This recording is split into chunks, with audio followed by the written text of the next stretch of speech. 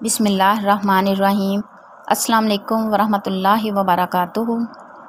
عنوان شروع کرنے سے پہلے میری آپ لوگوں سے گزارش ہے، جن لوگوں نے ابھی تک میرے چینل کو سبسکرائب نہیں کیا وہ جلدی سبسکرائب کر لیں اور ساتھ لگے ہوئے بیل آئیکن کو پریس کر دیں تاکہ میری ہر نئی آنے والی ویڈیو آپ لوگوں تک بآسانی پہنچ سکے۔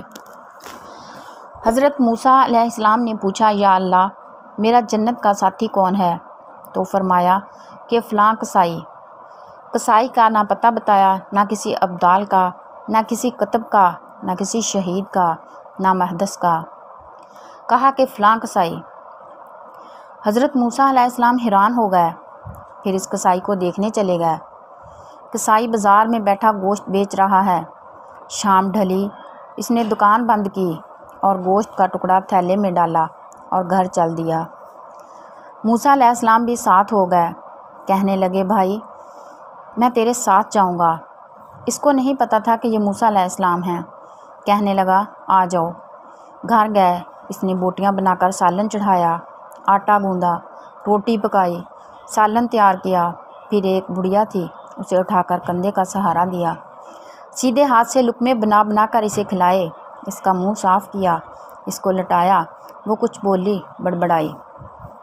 موسیٰ علیہ السلام نے پوچھا، یہ کون ہے؟ اس نے کہا، میری ماں ہے۔ صبح کو اس کی ساری خدمت کر کے جاتا ہوں اور رات کو آ کر پہلے اس کی خدمت کرتا ہوں، اب اپنے بچوں کو دیکھوں گا۔ موسیٰ علیہ السلام نے فرمایا، یہ کچھ کہہ رہی تھی؟ کہا، ہاں جی، روز کہتی ہے۔ عجیب بات ہے، میں روز اس کی خدمت کرتا ہوں تو کہتی ہے کہ اللہ تجھے موسیٰ علیہ السلام کا ساتھی بنائے۔ میں قصائی اور موسیٰ علیہ السلام نبی کہاں؟ اللہ اکبر۔ اسی طرح کا ایک اور واقعہ، بنی اسرائیل کا ایک یتیم بچہ ہر کام اپنی والدہ سے پوچھ کر ان کی مرضی کے مطابق کیا کرتا تھا۔ اس نے ایک خوبصورت گائے پالی تھی اور ہر وقت اس کی دیکھ بھال میں مصروف تھا۔ ایک مرتبہ ایک فرشتہ انسانی شکل میں اس بچے کے سامنے آیا اور گائے خریدنے کا ارادہ ظاہر کیا۔ بچے نے قیمت پوچھی تو فرشتے نے بہت تھوڑی قیمت بتائی۔ جب بچے نے ماں کو اطلاع دی تو اس نے انکار کر دیا۔ فرشتہ ہر بار قیمت بڑھاتا رہا اور بچہ ہر بار اپنی ماں سے پوچھ کر جواب دیتا رہا۔ جب کئی مرتبہ ایسا ہوا تو بچے نے محسوس کیا کہ میری والدہ گائے بیچنے پر راضی نہیں ہیں، لہٰذا اس نے فرشتے کو صاف انکار کر دیا، گائے کسی قیمت پر نہیں بیچی جا سکتی۔ فرشتے نے کہا، تم بڑے خوش بخت اور خوش نصیب ہو کہ ہر بات اپنی والدہ سے پوچھ کر کرتے ہو۔ عنقریب تمہارے پاس کچھ لوگ اس گائے کو خریدنے کے لیے آئیں گے تو تم اس گائے کی خوب قیمت لگانا۔ دوسری طرف بنی اسرائیل میں ایک آدمی کے قتل کا واقعہ پیش آیا اور انہیں جس گائے کی قربانی کا حکم ملا وہ اسی بچے کی گائے تھی۔ چنانچہ بنی اسرائیل کے لوگ جب اس بچے سے گائے خریدنے کے لیے آئے تو اس بچے نے کہا، اس گائے کی قیمت اس کے وزن کے برابر سونا ادا کرنے کے برابر ہے۔ بنی اسرائیل کے لوگوں نے اتنی بھاری قیمت ادا کر کے گائے خرید لی۔ اس بچے کو یہ دولت والدین کے ادب اور ان کی اطاعت کی وجہ سے ملی۔ تفسیر طبری میں بھی اس طرح کا واقعہ منقول ہے۔ اس سے معلوم ہوا کہ والدین کی خدمت کا صلہ دنیا میں بھی دے دیا جاتا ہے۔ اسی طرح ایک نوجوان اپنے والدین کا بڑا ادب کرتا تھا اور ہر وقت ان کی خدمت میں مشغول رہتا تھا۔ جب والدین کافی عمر رسیدہ ہو گئے تو اس کے بھائیوں نے مشورہ کیا کہ کیوں نہ اپنی جائیداد کو والدین کی زندگی میں ہی تقسیم کر لیا جائے تاکہ بعد میں کوئی جھگڑا نہ کھڑا ہو۔ اس نوجوان نے کہا کہ آپ جائیداد کو آپس میں تقسیم کر لیں اور اس کے بدلے مجھے اپنے والدین کی خدمت کا کام سپرد کر دیں۔ دوسرے بھائیوں نے یہ کام اس کے سپرد کر دیا۔ یہ نوجوان سارا دن محنت مزدوری کرتا، پھر گھر آ کر بقیہ وقت اپنے والدین کی خدمت اور بیوی بچوں کی دیکھ بھال میں گزارتا۔ وقت گزرتا رہا حتیٰ کہ اس کے والدین نے داعی الاجل کو لبیک کہا، یعنی کہ وہ اس دنیا سے رخصت ہو گئے۔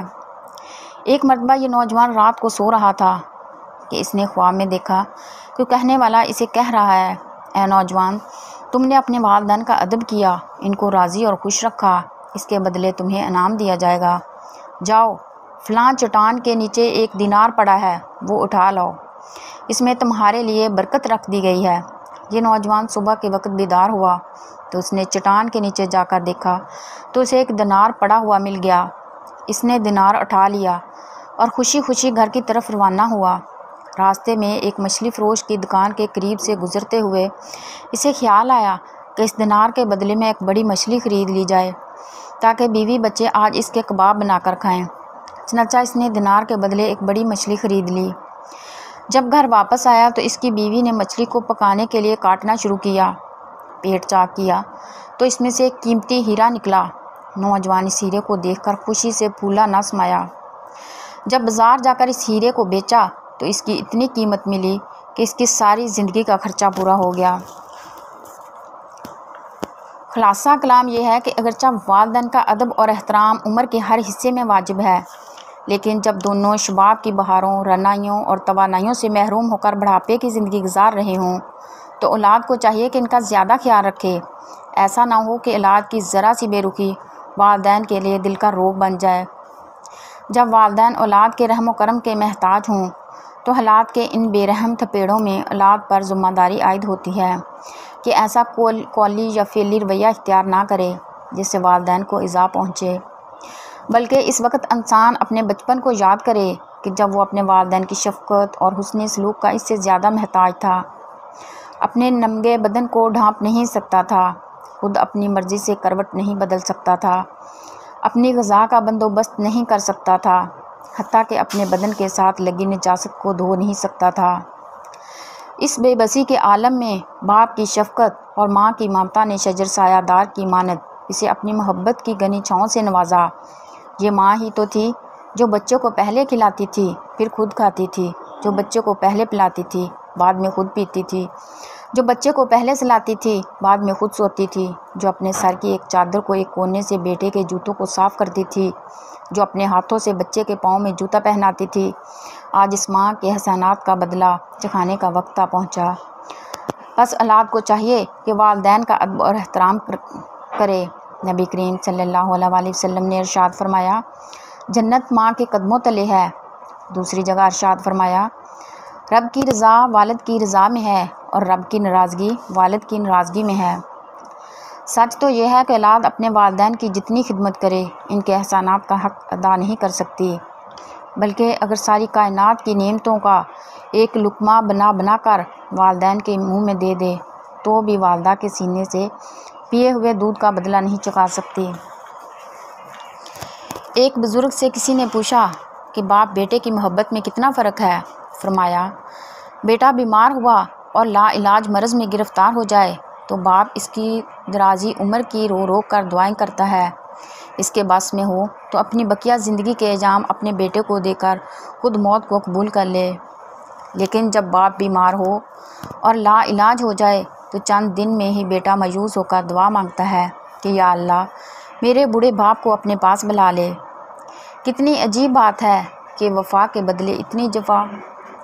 اللہ تعالی ہمیں والدین کے ادب اور احترام اور خدمت اور اطاعت کی توفیق عطا فرمائے۔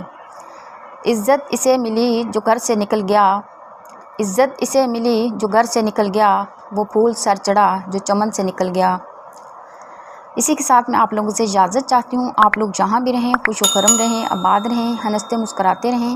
اللہ ہم سب کا حامی و ناصر ہے۔